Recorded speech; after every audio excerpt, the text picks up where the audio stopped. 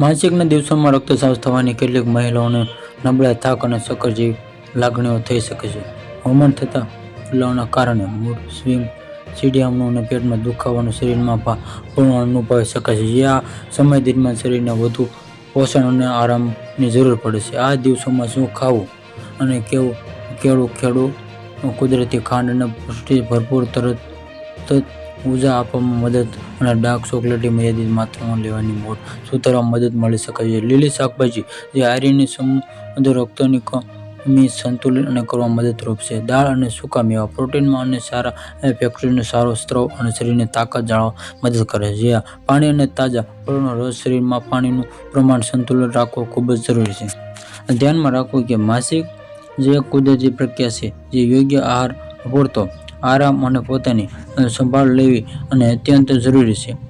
વધારે દુખાવો અથવા કે અસામાન્ય લક્ષણો જણાવતા તો ડૉક્ટરની પણ સલાહ લેવી. Subscribe my channel, like and share. આવા જ વિડીયો જોવા માટે જોડાઈ રહો અમારી ચેનલમાં.